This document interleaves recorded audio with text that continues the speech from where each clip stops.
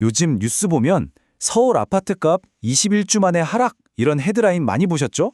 와, 드디어 집값이 잡히나 싶다가도 이상하게 마음 한구석은 계속 불안하단 말이에요. 왜 그럴까요? 이 좋은 소식이 왜 우리에겐 와닿지 않는 걸까요? 오늘 그 속사정을 한번 제대로 파헤쳐 보겠습니다. 자, 바로 이겁니다. 헤드라인에서는 서울 아파트값 하락하고 막 떠들썩한데 정작 내 현실은 어때요? 아, 월세 또 올랐네 하는 한숨만 나오죠.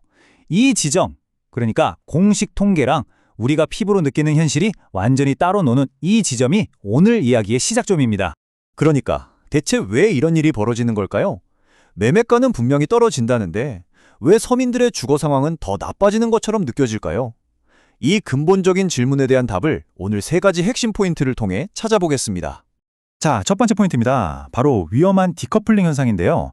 이게 뭐냐면 집값 하락이 어떤 사람들에게는 오히려 최악의 신호가 될 수 있다는 이야기입니다. 한번 보시죠. 자, 이게 한국부동산원이 발표한 공식 수치예요. 마이너스 0.01%. 사실 숫자 자체는 굉장히 작죠? 그런데 이게 무려 21주 만에 처음으로 하락 전환한 거라 의미가 큽니다. 와, 드디어 강력한 대출 규제가 효과를 보는 건가? 이렇게 생각할 수 있겠죠. 그런데 말입니다. 바로 다음 슬라이드를 보면 완전히 다른 이야기가 펼쳐집니다.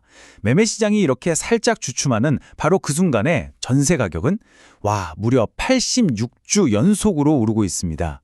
86주요. 왜 이런 일이 생길까요? 간단합니다.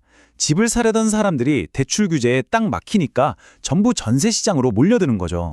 그리고 이 전세대란은요, 더 심각한 문제로 이어집니다. 바로 월세화 현상.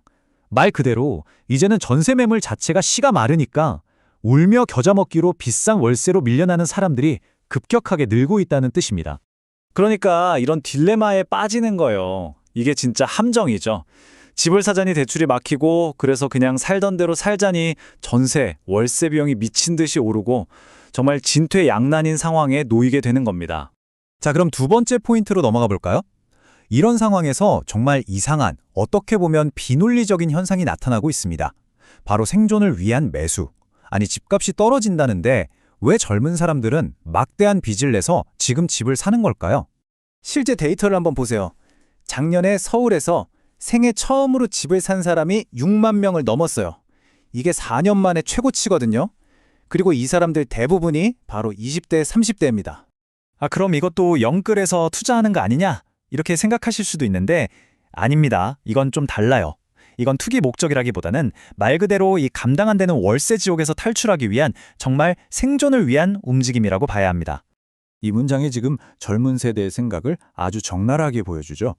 월세 200만 원 내느니 차라리 5억 대출받아서 이자 내는 게 낫다. 어차피 월세는 그냥 사라지는 돈이잖아요. 그럴 바에야 차라리 빚을 내서 이자를 갚더라도 내 자산을 만드는 게 낫다는 아주 처절한 계산이 깔려 있는 겁니다. 자, 그럼 마지막 세 번째 포인트입니다. 재건축의 현실. 그래요. 이렇게 수요가 많으면 공급을 늘리면 되잖아요? 정부도 재건축을 빨리 진행시키겠다고 약속했고요. 그런데 여기에 생각지도 못한 거대한 벽이 하나 버티고 있습니다. 물론 겉으로 보기엔 절차가 엄청 빨라졌어요. 안전진단도 생략해주고 허가도 빨리 내주는 패스트트랙 정책을 도입했거든요. 이론상으로는 재건축 속도가 확 올라가야 맞죠? 하지만 현실은 이 숫자 하나로 요약됩니다. 10억. 이게 지금 압구정 같은 일부 핵심 지역에서 재건축을 하려면 집주인 한 명이 추가로 내야 할 돈, 즉 분담금으로 예상되는 금액입니다. 원자재 값이랑 인건비가 너무 올라서 공사비 자체가 폭등했기 때문이에요. 이게 무슨 뜻이겠어요? 내가 낡은 아파트를 가지고 있어도 수억 원, 많게는 10억 원의 현금이 없으면 재건축에 참여할 수가 없다는 얘기입니다. 결국 재건축은 그림의 떡이 되고 이걸 통해 새 집을 공급하려던 계획도 막혀버리는 거죠. 자, 그럼 오늘 이야기한 이 복잡한 상황들을 한번 정리해 보겠습니다. 이 모순적인 시장을 우리가 어떻게 헤쳐나가야 할까요? 결국 우리가 기억해야 할 건 딱 이 세 가지 모순입니다. 첫째, 매매가는 내리는데 전월세는 폭등한다. 둘째, 시장은 하락장이라는데 젊은 층은 생존을 위해 집을 산다. 셋째, 재건축 규제는 풀어졌는데 분담금이라는 거대한 벽이 생겼다. 집값 하락이라는 단순한 헤드라인 뒤에 이 세 가지가 복잡하게 얽혀 있는 겁니다. 그래서 이게 왜 중요하냐면요. 이제는 그냥 큰 뉴스 헤드라인만 보고 아, 집값 내리는구나 하고 판단하면 안 된다는 겁니다. 그보다 더 중요한 건 내 월세는 어떻게 되고 있는지, 내가 감당할 수 있는 대출은 얼마인지 같은 아주 미시적인, 나한테 직접적인 영향을 주는 요소들을 보고 나만의 전략을 짜야 한다는 거죠. 그래서 마지막으로 여러분께 이 질문을 던지고 싶습니다. 이렇게 모순으로 가득한 시장에서 여러분의 다음 한 수는 무엇입니까? 이제는 단순한 헤드라인에 흔들릴 때가 아니라 그 이면의 진짜 흐름을 읽는 냉철한 시각이 그 어느 때보다 중요해진 시점입니다.